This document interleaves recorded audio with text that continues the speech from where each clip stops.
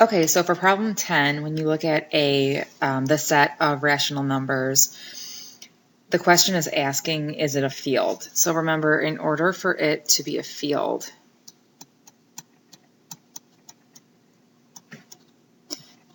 all of the field axioms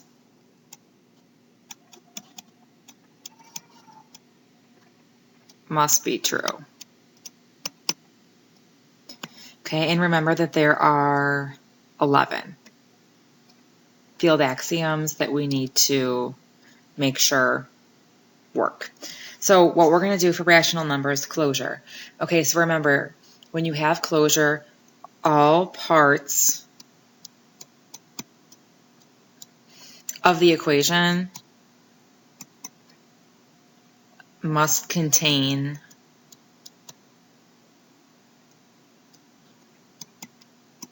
whatever number set you're talking about. So here, we're talking about rational numbers.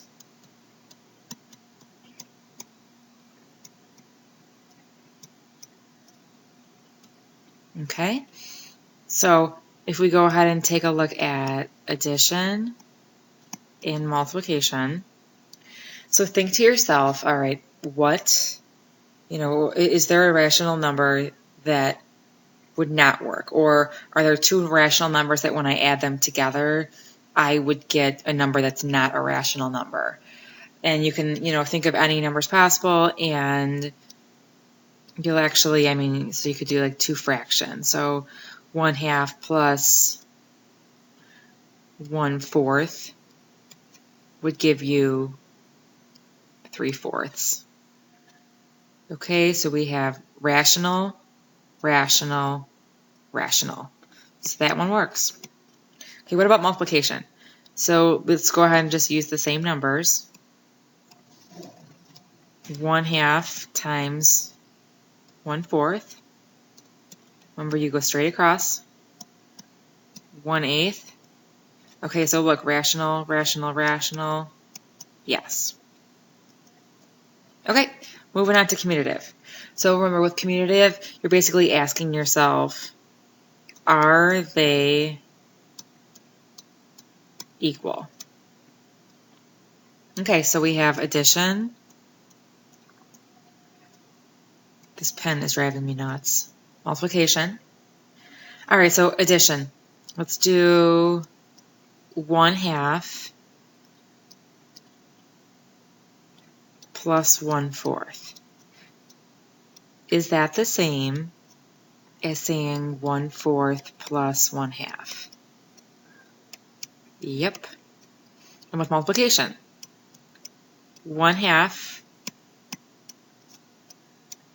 times 1/4, is that the same as saying 1/4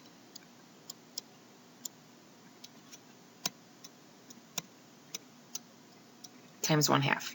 Yep. Okay, so we're good to go. I'm going to change the color here. Okay, associative properties. Again, you're asking yourself, are they equal?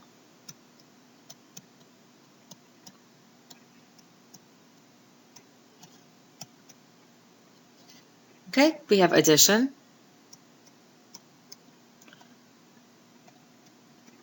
and multiplication. So for associative, it's really helpful if you have 3 terms. So I'm going to make up another fraction. So if you have 1/2, remember with addition you're always adding, plus 1/4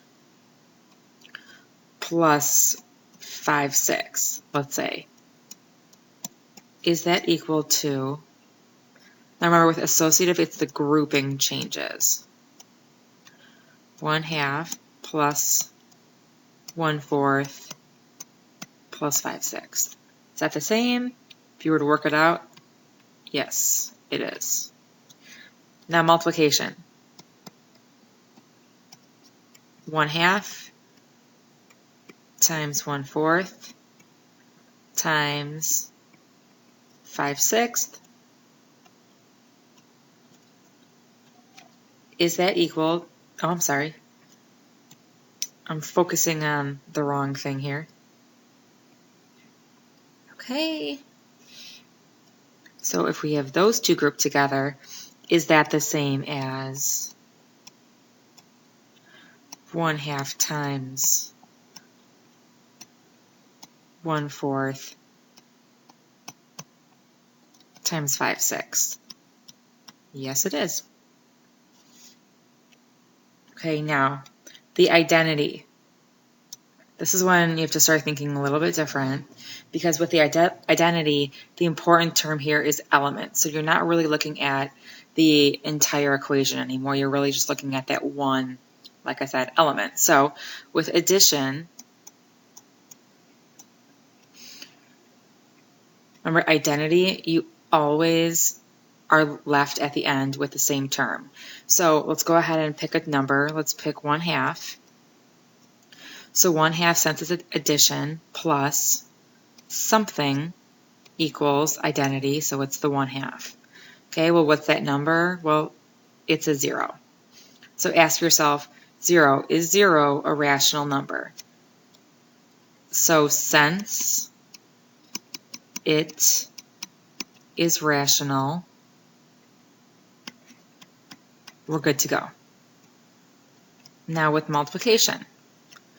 Again, 1/2, since it's multiplication, times something is going to give you 1/2. Well, we know that that number is 1. So now ask yourself, is that rational? And yes, since it is rational, you're good to go. It works. So identity is included. Okay, let's go ahead and talk about inverse. So with inverse, again, it's the same idea as identity in that you're looking at really one element. So with addition,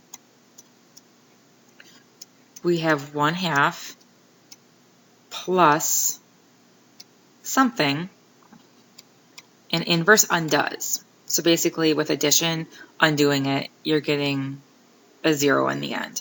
So ask yourself, okay, well, what undoes 1/2? Well, we have negative 1/2. So ask yourself, is that rational, that negative 1/2? And yes, since it is rational,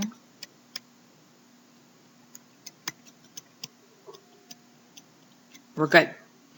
Now with multiplication, you have 1/2 times something.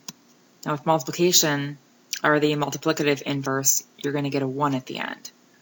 So 1/2 times, what gives you 1? Well, 2. Now, is 2 rational? Yes. Since 2 is rational, we're good to go. And last but not least, distributive property. You're basically just looking at, make up any numbers, 1/2 times the quantity, 3/4 plus 5/6. Is that equal to 1/2 times 3/4 plus 1/2 times 5/6? Why, yes, it is. So since all of these field axioms apply, yes, we have a field. And that's it.